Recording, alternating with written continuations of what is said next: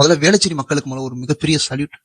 ஏன்னா சென்னை மக்கள்னா மனிதாபிமானம் இல்லாதவன்னு ஒரு இந்த பக்கம் ஒரு தென் மாவட்ட பக்கத்துல ஒரு பரவலா இருக்கும். தவிச்சு தண்ணி கொட்டா கூட தரமாட்டாங்க, யாராச்சும் ரோட்ல கிடந்தா கூட தாண்டிட்டு போவாங்க அப்படின்னு கொஞ்சம் காலமாவே பரவிக்கிட்டு இருந்துச்சு. ஆனா ஒருத்தவங்க ரோட்ல போட்டு வெட்டிக்கு இருக்கும்போது ஒரு ஊர் மக்கள் சேர்ந்து விரட்டினீங்க பாத்தீங்கன்னா, உண்மைக்கே உங்க வீரத்தை அடிச்சுக்கிறதுக்கு எதுவுமே இல்லை.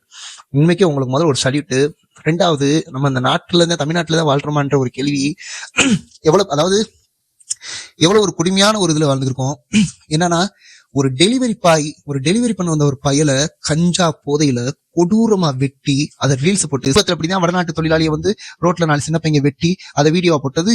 இன்னும் அது வைரல் ஆகி முடிய கூட இல்ல, அதுக்குள்ளேயும் இன்னொரு ரீல்ஸ் முகத்திலையும் கஞ்சா போதையிலையும் ஒரு இளைஞனை ரோட்ல போட்டு கொடூரமா வெட்டுறது இது தமிழ்நாடு எவ்வளவு ஒரு கேவலமான நிலைக்கு தள்ளப்பட்டு இருக்கிறதுக்கு என்ன காரணம்னா போதைன்ற ஒரு விஷயம் தான். இப்போ சமீபத்துல தமிழக முதலமைச்சர் அவர்கள் 4.5 வருஷத்துல செய்ய முடியாத திட்டங்கள்லாம் இந்த குறுகிய காலங்கள்ல, அதாவது 20 வருஷ அரசு ஓய்வூதிய திட்டமா இருக்கட்டும், தூய்மை பணியாளர்களுக்கு நிரந்தர வேலை வாய்ப்பு கொடுக்கப்படுறதா இருக்கட்டும், 10 லட்சம் மடிக்கணினி கொடுக்குற திட்டமா இருக்கட்டும், இன்னும் பல திட்டங்களை முதலமைச்சர் பண்ணிருக்காங்க. பொங்கலுக்கு 3000 ரூபாய் இத்தனை வருஷம் கொடுக்காது, இந்த பொங்கலுக்கு 3000 ரூபாய் கொடுக்குறாரு. இது எதுக்கு பண்றாங்க? வரப்போற ஆட்சியில மக்கள் நம்மளை ஓட்டு போடணும், வைக்கணும். சிம்பிளா ஒண்ணு சொல்லணும்னா, அடுத்த வட்டமும் திமுக ஆட்சியில இருக்கணும்னா ஒரே ஒரு அறிவிப்பு மட்டும் விடுங்க. மதுக்கடை அடைக்கப்படுன்ற அறிவிப்பை மட்டும் நீங்க விடுங்க. நீங்க தான் நிரந்தர முதலமைச்சர்.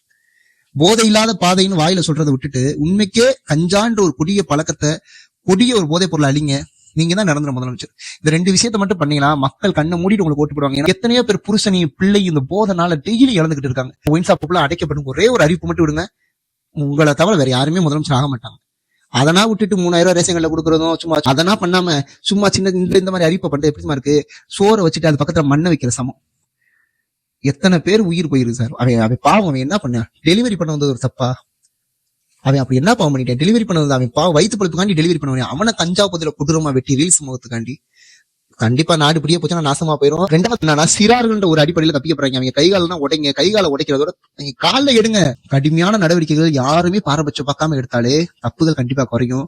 இதெல்லாம் உண்மைக்கு பயங்கர வேதனையா இருக்கு. கண் கொண்டு பார்க்க முடியல, செல்லிலேயே பார்க்க முடியல. ஆனா உண்மைக்கு அந்த மக்கள் துணிச்சலா இறங்கி விரட்டி அவனை காப்பாத்தினது மிகப்பெரிய பாராட்டக்கூடிய விஷயம். சென்னை மக்களுக்கு மறுபடியும் சொல்றேன், உங்களுக்கு மிகப்பெரிய சல்யூட்.